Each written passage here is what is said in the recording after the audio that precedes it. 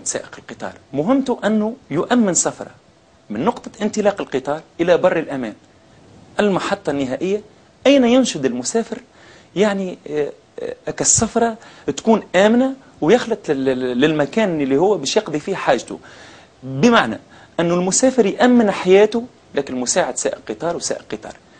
كيف لي أن أشاهد أخطاء وأسكت على هذه الأخطاء؟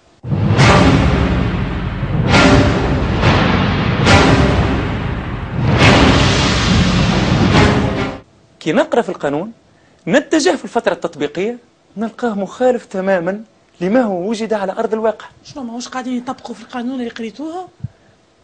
مش ما همش قاعدين يطبقوا في القانون، لكن تطبيق القانون يصعب تطبيقه على أرض الواقع. عليش؟ لأنه القانون هذا قانون فرنسي جاي من دول أوروبية، وإحنا في تونس عندنا وضعيات خاصة وعندنا جغرافيات خاصة وعندنا سكة خاصة. القانون متاعنا يقول لك لابد من غلق أبواب القطار قبل انطلاق القطار.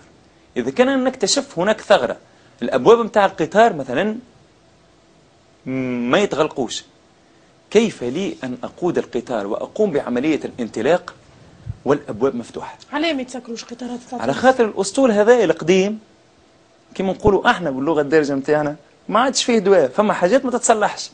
إضافة إلى ذلك لا تسمح محطة اليوم لدخول قطار في مساحة قطار آخر.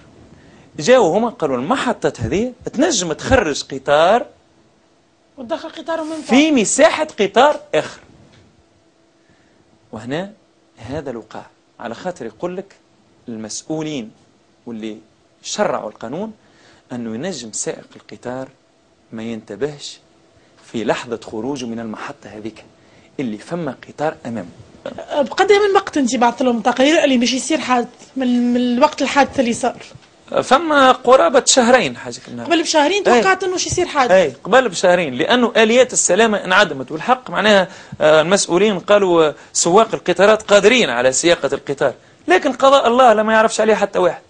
ينجم سائق القطار معناها قلت لك يتوفى.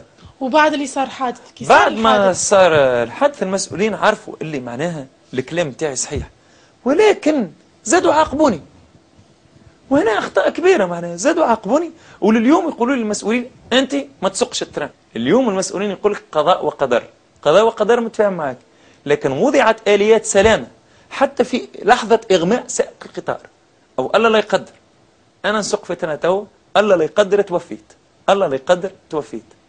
اليوم تمشيوا معايا على أرض الواقع تلقاو القطار يبقى يمشي ما يقفش،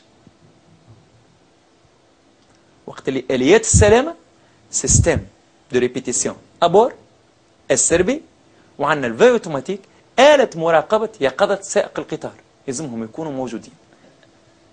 آلة محاكاة قيادة القطار هي سيميلاتور عبارة على تران تشريت في مدرسة حمام الأنف، وأنا اللي توجهت معناها إلى وزارة النقل وقلت أنه آلة محاكاة قيادة القطار ماناش قاعدين نستعملوا فيها، وأصبحت حكرا لأن على المسؤولين بتعلة أنها غير مجدية.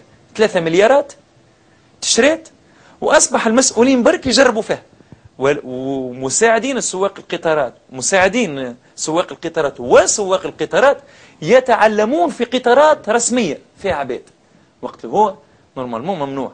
عندنا المترو الخفيف عنده عربة للتكوين، وعندنا الحافلات عندها عربة للتكوين، القطار ما عندوش عربة للتكوين.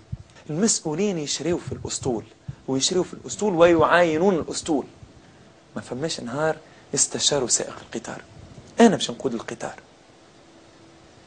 شنو هو المشاكل اللي نعانيها؟ سائق القطار كان تشوفوا في الضاحية هذه متاع من تونس البورسدرية يخرج راسه باش يشوف المسافرين، كان تلاحظ يخرج راسه من النافذة باش يشوف المسافرين. هل يعقل اليوم في سنة معناها في هذا التطور وسائق قطار والمطر تصب عليه وهو يخرج راسه من النافذة ليشاهد عملية صعود ونزول المسافرين، وقت الآليات اتطورت.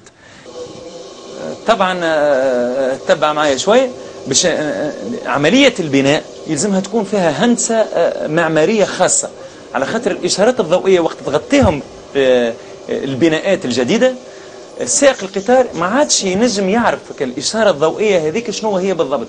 وأنا في الغرفة غرفة القيادة وشوف ايش قاعد نشوف، هاي الإشارة الضوئية الإشارة الضوئية هاي أمامي تو، شفت الإشارة الضوئية؟ شفت الإشارة الضوئية كيفاش يغطيها البناء؟ المحطة تغطي الإشارة الضوئية، وهنا الإشارة الضوئية الكحلة والبناء يغطيها. كي نعمل التقرير يغيروا المحطة ويعاقبوني أنا.